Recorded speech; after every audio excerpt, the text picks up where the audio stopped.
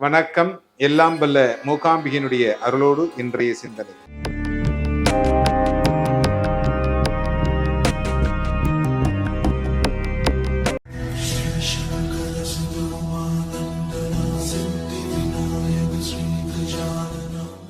கங்கை யமுனை செய்வ கோதாவரி சரஸ்வதி நர்மதே சிந்து காவேரி ஜலேஸ்மின் சந்நிதிம் குரு. எல்லா நதிகளுக்கும் தலைமை பீடமாக விளங்கக்கூடியது கங்கா தேவி.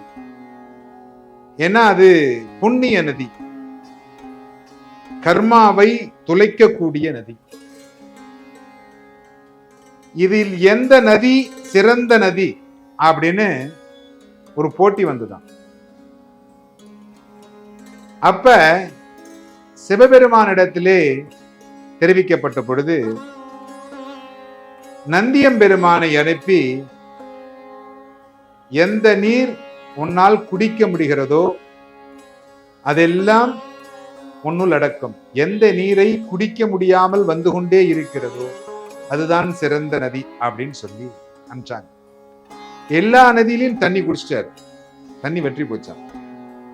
கங்கையில மட்டும் தண்ணி வற்றவே இல்லையா, வந்துகிட்டே இருக்கான். இவர் குடிச்சுக்கிட்டே இருக்காரு, வந்துகிட்டே இருக்கும், குடிக்கவே முடியல. நந்தியம்பெருமானால் குடிக்க முடியாததனால் தலை சிறந்த நதியாக கங்கையை அறிவித்தார்கள். சிவபெருமானுடைய தலையினிலே இடம் கிடைத்தது, மிக உயர்வான பதவி. எப்பொழுதுமே நமக்கே பதவி கிடைத்தால் கொஞ்சம் ஆட்டம் ஜாஸ்தியா தான் இருக்கும், பார்த்திருப்பீங்க. அதே மாதிரி இந்த கங்கைக்கும் நான் தான் பெரியவள், என்னை மீறி எதுவும் நடக்காது, என்னிடத்தில் வந்துதான் எல்லோரும் புண்ணியம் பெற முடியும் அப்படின்னு சொன்னான். இதை கேட்ட உடனே சிவபெருமான் எந்த நதியில் அஸ்தியை கரைக்கின்ற போது அது புஷ்பமாக மாறுகிறதோ அதுவே சிறந்த நதி அப்படின்னு சொன்னார். எல்லா நதியிலையும் கரைச்சு பார்த்தாங்களாம், எதுவும் மாறல. நந்தி ஆறு அப்படின்னு சொல்லி ஒரு ஆறு இருக்கு. இது திருச்சிக்கு அருகாமையில் இருக்கக்கூடிய ஒரு ஊர். அந்த நந்தி ஆறுல போய் கரைக்கிற பொழுது எல்லாம் மலர்களாக மாறியது. அங்கே கிழக்கு நோக்கி நந்தியம்பெருமான், நந்திகேஸ்வரர் ஈஸ்வரனுடைய திருநாமம். அந்த நந்தியம்பெருமான் ஆறு பெருமை வாய்ந்த ஆறாக கருதப்படுகிறது. உலகத்தில் தலை சிறந்த ஆறுகளில் இந்த ஆறும் ஒரு முக்கியமான ஆறு. இந்த நதிகள் எல்லாம் பாவத்தை சுமந்து கொண்டே இருக்கிறது. இந்த பாவத்தை எல்லாம் எங்கு சென்று, ஏன்னா கங்காதேவியில கொண்டு வந்து அந்த அருத்தஞ்சிரா காட்டுல பிணங்களை எரித்து அங்கேயே அஸ்தியை கரைக்கிறாங்க. இந்த பாவத்தை எல்லாம் கழுவுவதற்கு ஒரு நதி வேண்டுமே.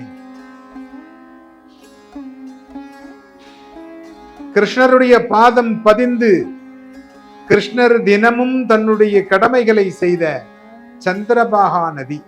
இந்த சந்திரபாகா நதியில என்ன புண்ணியம் கேட்டீங்கன்னா, பிற்பகல் 12 மணிக்கு மேல் அனைத்து நதிகளும் இங்கே வந்து புனித நீராடுகிறது. தினமும் 12 மணிக்கு மேல் இந்த சந்திரபாகா நதியில், சந்திரபாகா நதி எங்க இருக்கு அப்படின்னு கேட்டீங்கன்னா, பாண்டுரங்கன் ஆலயத்தில் பண்டரிபுரம், அங்கதான் அந்த சந்திரபாகா நதி. இதுலதான் குளிக்கிறதா சொல்றாங்க. இந்த நதிகளில் நீராடி நம்முடைய முன்னோர் கடன்களை செய்கின்ற பொழுது,